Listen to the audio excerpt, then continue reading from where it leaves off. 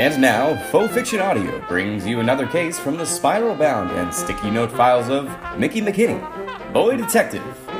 Mickie McKinney, that mini-mystery man, solves the cases that plague the halls of Maple Ridge Middle School with his trusty partner and friend, Sam Hayes.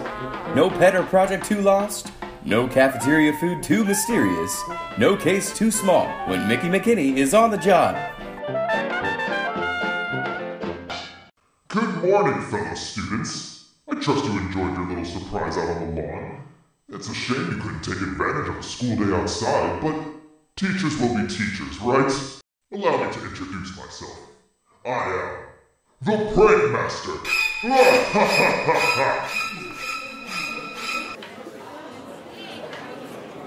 Alright everyone, settle down. Obviously this is someone's idea of a joke. I'm sure the principal will get to the bottom of this in a second. Mick, let's go. PA system's room is this way. We should hurry. No doubt you're wondering my intentions. Well, it's very simple, really. The daily routine of this place is too pedestrian, too mundane. Day in and day out, the same carefully planned tedium, and where's the fun in that? So I devised a series of little jokes to make the day a little more interesting. One prank from my bag of tricks every day to keep the tedium at bay. What is taking so long? Break down that door, immediately! What are you two doing here? Get back to class. I'm dealing with this miscreant personally. As soon as Joe can get the door open. Yeah, we have no need of your help. But sir, we were hired. Yeah, an act I am deeply regretting given today's headline. What part of embarrassed teacher secretly recruits boy detective is undercover to you? This may seem like fun and games to you children, but I assure you, this is a very serious business. I got a call from the district supervisor 10 minutes ago. Someone got a picture of the chairs on the lawn. This institution's reputation is at stake. Now, no doubt the head of this fine school, our very own Principal Morgan, and the staff will do their best to stop me. But I assure you, it's completely pointless. We'll see about that. Can't you open that any faster? Sam, just let me borrow a hair clip. If I can pick this lock...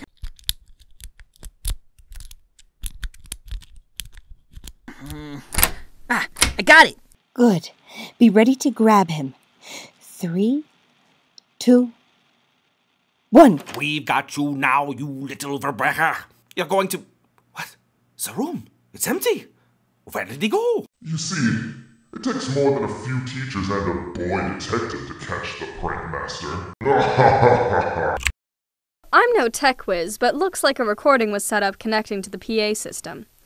Yep, see, there was a timer set to play at 9:30 a.m. Someone could have stepped in and done it in a couple minutes. Then the computer would have played when the time ran out. I need a vacation when this is over. Joe, get the police in here. I want to know how this happened, who had access to this room, and where we can find him. I want this culprit caught before he tries anything else. Dr. Schatz, if you let me make a phone call, I have a pretty good idea of who is behind the whole thing.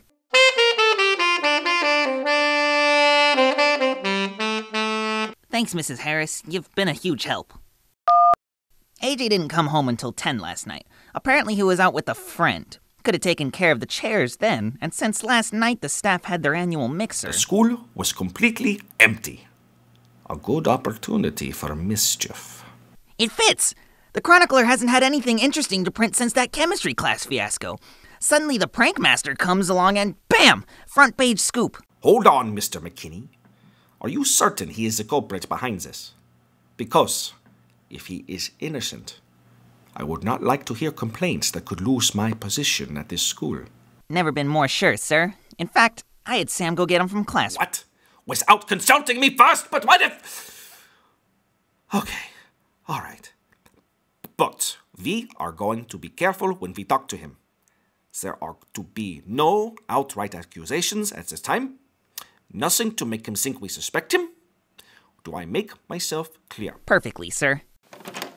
Dr. Schatz, sir, if this is about me chasing you for an interview, then I just wanted to... No, it is not, Mr. Harris. Please, take a seat.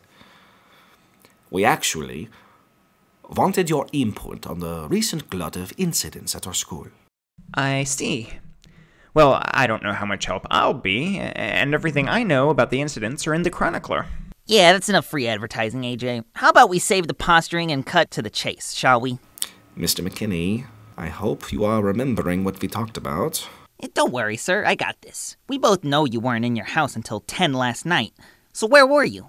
Wait, you wanted me to bring him here to ask about that? I was at the movies last night. What, is that a crime? Out at the movies. Right. Your mom said you were with a friend. Okay, you questioned my mom about this? Mick, can I talk to you for a second? Privately? Likewise, Mr. McKinney. No time to beat around the bush, sir. So, where were you, AJ? At the movies or with a friend? At the movies with a friend. Not that it's any of your business. Mick. Not now, Sam. I'm on a roll. You sure you weren't doing a little feng shui instead? A little exterior decorating out on the school lawn last night? Mr. McKinney, I thought we agreed on subtlety! So this is an interrogation? What happened to innocent until proven guilty? Well, when guilt is written all over your face, I don't have to. Weren't you listening? I wasn't even near the school last night. I was out at the movies. Yes, with a friend, I know. Mr. McKinney, please wait outside. The problem is, I don't really believe you. As far as I can see, you're the only one that has benefited from these school incidents. Readership for the Chronicler has shot up 80% since the Prankmaster attacks started. Any mention of the paper being closed down at the end of the semester is only a memory. You can ride this gravy train all the way to graduation, and maybe even turn it over to someone else when you leave. That's a heck of a legacy for someone still in jeans and sneakers. Mickey! What?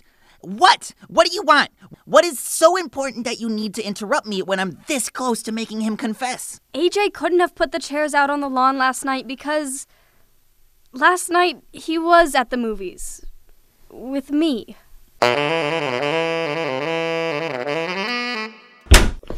Sam! Hey, Sam! Wait up!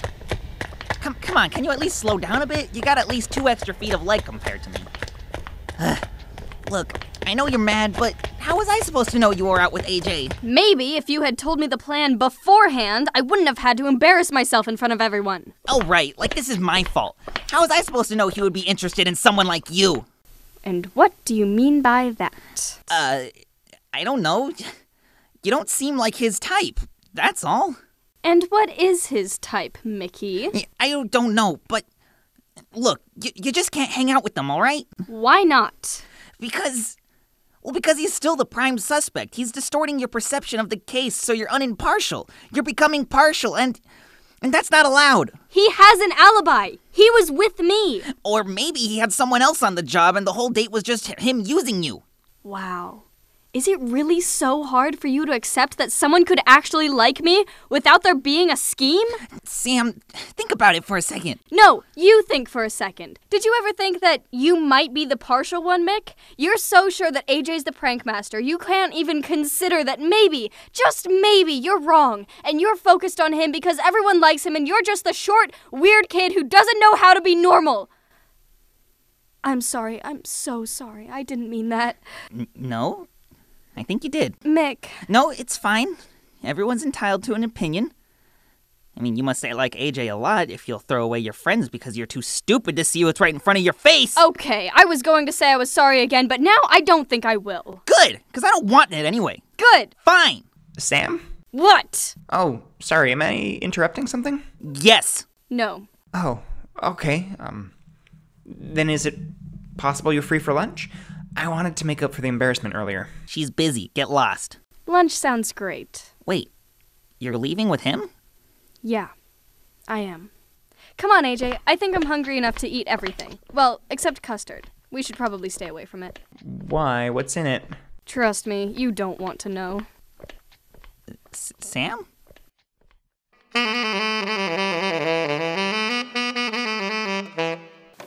Well, if it isn't Mickie McKinney, boy detective. Sydney West, to what do I owe the pleasure of you sitting in my office and in my chair? A little bird told me that you had a fight with a certain Chronicler reporter. Is that so? Something about you accusing him for the Prankmaster incidents? That happened barely an hour ago. Your bird must have gotten up very early to get that worm. Who's your source? That's my little secret. But thank you for confirming my information. Oh, don't try and hide it. It's written all over your little face. What do you want, Sydney? Look, Sugar, you don't have the reputation for accusing suspects willy-nilly, which means you had a clue or two under that cute little hat, and I'm just a mite curious to find out what it was. And if it helps to get rid of a certain reporter who is always in my way, I wouldn't mind sharing it for you. Sorry, Sydney, but I'm not going to make this situation worse by spreading gossip. Well, if you're sure, I'll just be off then. By the way, where can I find you next time I come around? What do you mean? Oh, well, if I know AJ, he's bound to use that paper of his to express his outrage over the incident. Not to mention your client isn't going to be too happy. Remind me, isn't he on the school board? Well, between the two of them, I would be surprised if you get a decent client between now and when you graduate high school. Of course, you give me what you have, I'd be happy to do what I can with my broadcast to keep you from looking completely like the villain. Though, if you still want to be a gentleman and take the high road, I completely understand. See you around, mystery man. Wait. Actually, there are a few things I could add to your broadcast. Well, I must say, that is a sizzler of a story, Sugar Pie.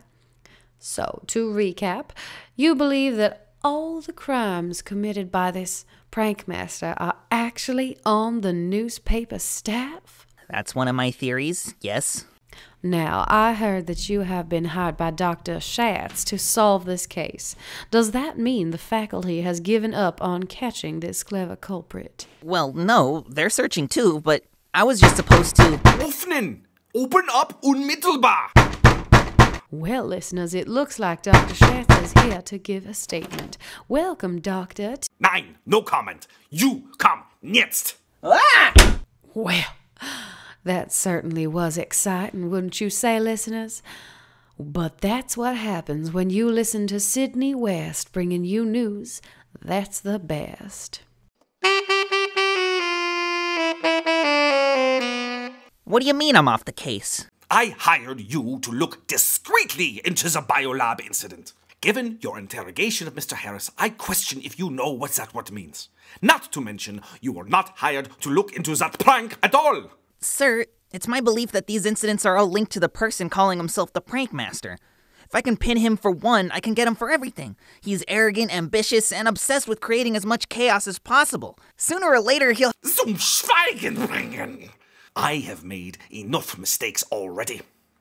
The first was believing that a child could handle anything that was my responsibility. The second was allowing you to continue to create chaos. You will not investigate further. But that's not fair. What you believe is fair or unfair is not my concern. I have allowed you to smudge my reputation too much. In fact, the situation has become worse under your meddling. In order to catch this culprit, it needs to be handled by the proper authorities here at the school. Now, if you'll excuse me, I have to get ready for class. Close the door on the way out.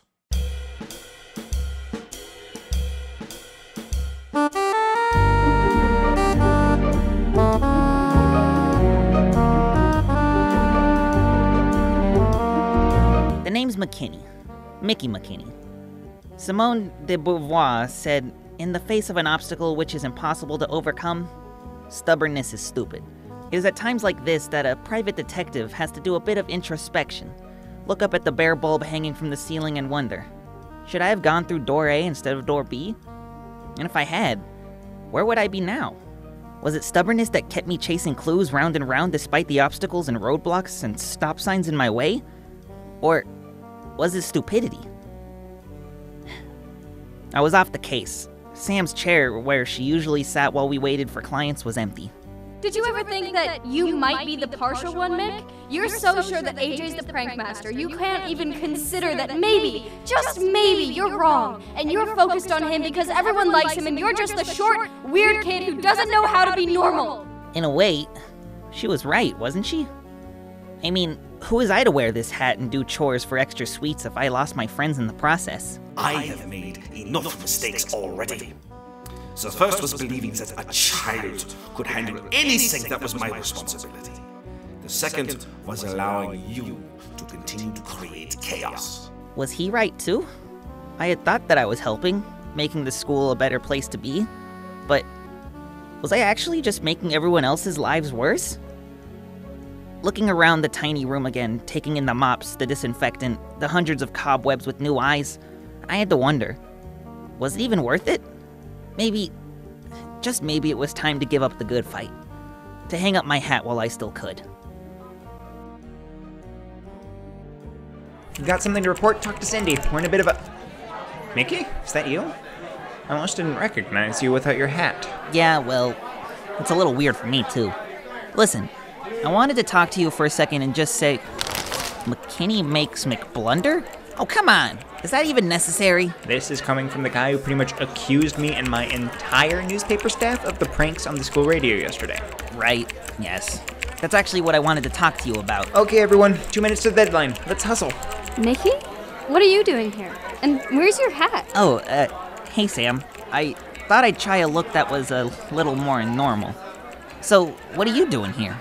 AJ gave me a spot on the Chronicler. Since I've had so much experience investigating things at the school, he said I'd make a natural reporter.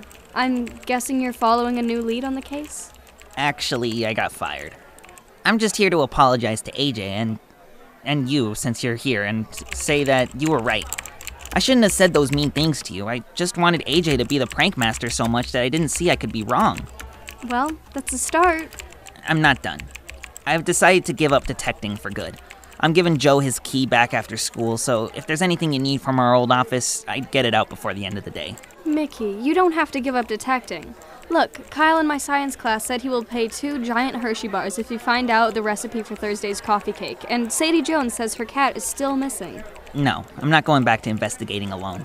You should look into it, though. It might make a good story for the paper. Foolish children. Did you think your precious e-paper was exempt from my pranks? The computers. They're shutting down. Luke, do something. Everything is down. The prank master crashed our computers. Tell me, someone managed to get their story on the site beforehand? Sorry, AJ. I don't think so. No!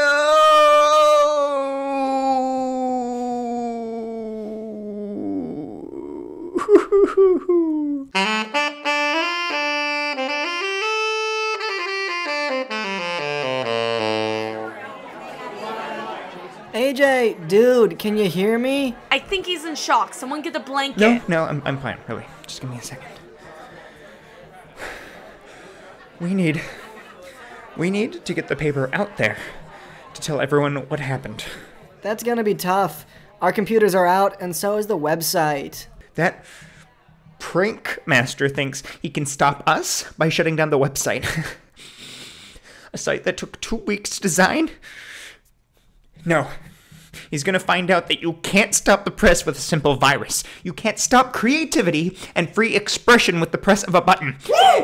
We will get our news out even if we have to resort to writing everything by hand and passing out hard copies. Whoa, we're really going old school. Cindy, Brittany, you're our neatest writers. I'll draft out an editorial and you'll have to make a legible copy. Got it, boss. Harry, you're reassigned to drawing the cartoons. Sketch something that really catches the eye. Luke, once they're done, take everything over to the main office Xerox machine. Make as many copies as you can and everyone will help with distribution. Come on, everyone, are you with me? Wow, AJ is really good under pressure. What, thinking on his feet? You know, he was the one who founded the Chronicler, but they've been working together for the last 3 years. They're kind of like a family. I remember he said once he'd do anything to keep them together. Mick, that's it. Sam, I need your help copying these stories. Just a second. No, it's fine. I should be going anyway. You're busy. Sam, I really need your help. Just give me 2 minutes. No, come here, McQuitter. You're coming with me.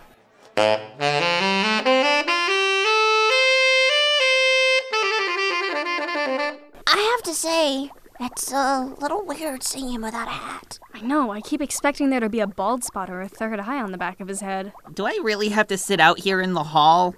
Oh no, I'm not taking any chances. Hat or no hat, you still destroyed my project. We have to do something about him, Burners. He said he's giving up detecting. Look, I found his bubble pipe in the trash. Good. I could use the extra time for other projects. And I thought you quit detecting to join the newspaper. I did. I was. But I thought of something AJ said about keeping his newspaper together, and I've just got a weird feeling that Mickie might have been right. Have you tried the obvious? Hey, Mick! Sam thinks you're right now. Why don't you go put on your hat and, hunt for clues? No thanks. I'm retired. I'm actually thinking of trying out for the school musical. I hear they're doing Pippin. Do, re, mi, fa, so, I don't know about you, but I do not want to see him in a leotard. We need to solve this case so we can get the old Mickie back. Yeah, I think Mickie 2.0 is a lot more annoying, to be honest. So, did you get anything else off those web cameras? Funny you should ask. I tried to take another look at the footage, but someone swiped the memory card. Luckily, I downloaded some of the footage beforehand, and I got some blurry pictures. You can check them out, but that's all I got. Sounds like someone was trying to erase evidence, just like with the computer crash today. Computer crash? What computer crash? The prankmaster, AJ, or someone on the staff, uploaded a virus to the computers in the newspaper room. There was an eerie laugh, kind of like on the loudspeaker, and then everything just shut down. It seems a little weird that they would sabotage themselves, though, right? Well, maybe they didn't do it then. No, they're the only ones who would benefit from all of this. Okay, so they did do it? But why crash their own website then? It makes no sense. Make up your mind already! Did they do it or not? I don't know. I need more proof. Well, fine then. You go get more dirt on our suspects, and, I'll check out the computers. Might take some time, though. I've got some projects that need to be done first. Oh, sorry. I'm also practicing for the basketball team. You might want to check on those computers sooner than later. Yeah. I'll get on that.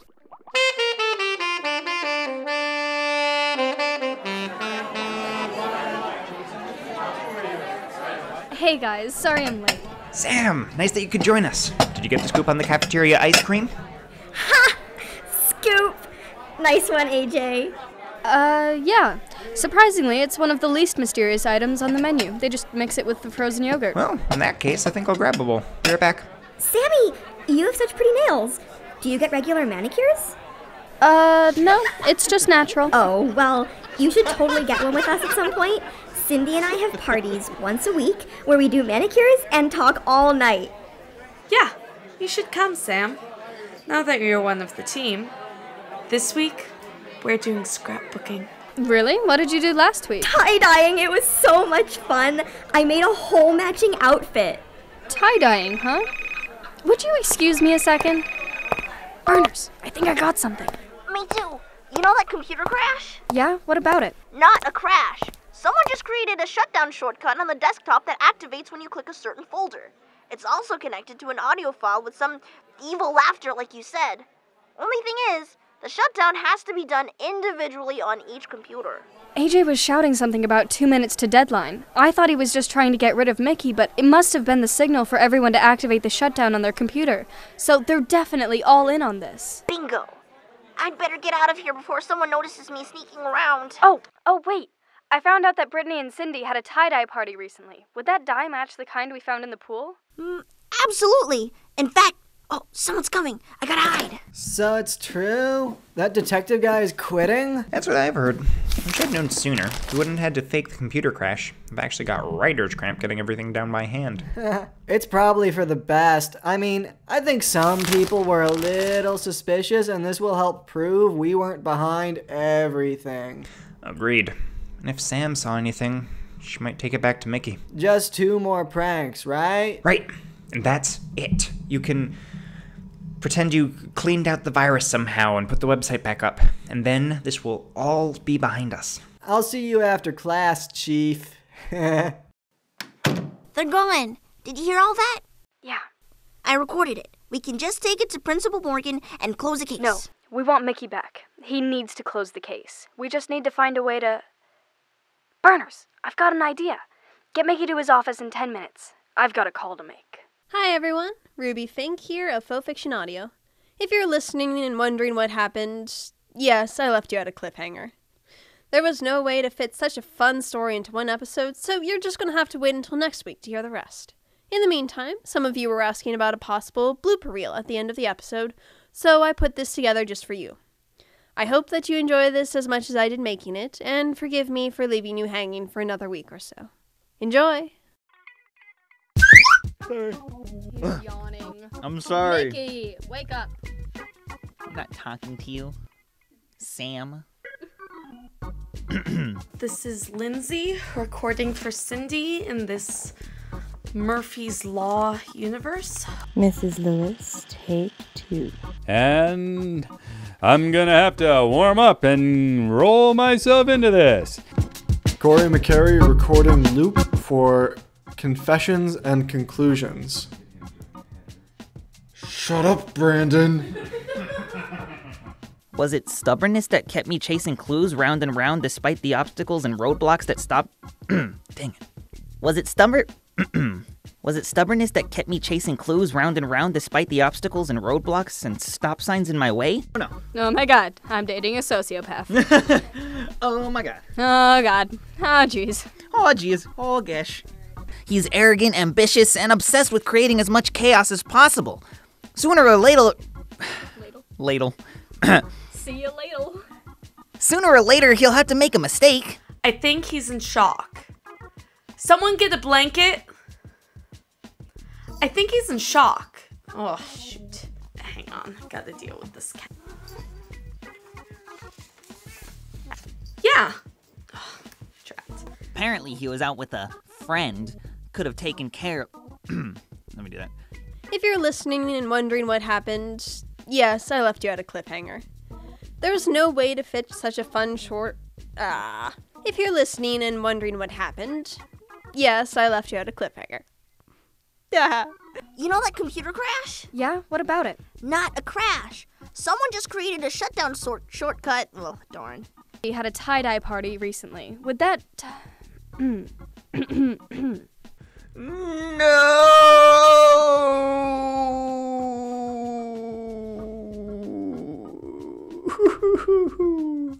And for a bit more of a brief one.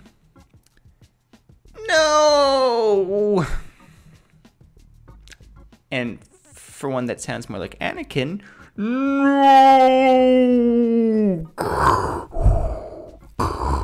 I'm not sorry. Episode 10, Mickie McKinney, Differences and Divisions, Part 2, was written and directed by Ruby Fink, with music by Leon Biscara. Faux Family Cast includes the voices of Lucas Guerrero as Mickie McKinney, Violet Fink as Sam Hayes, Leanne Labra as Berners, Hannah Edelson as Sydney, CJ Longhammer as Dr. Schatz, Brandon Cieslak as AJ Harris, Lindsay Werner as Cindy, Shayna Hammer as Brittany, Corey McKinney as Luke, and me, Zach Johnson, as your announcer. This recording, characters, and the situations within are property of their author and creator and protected by copyright. So until the next time, Faux Fiction Audio says goodbye.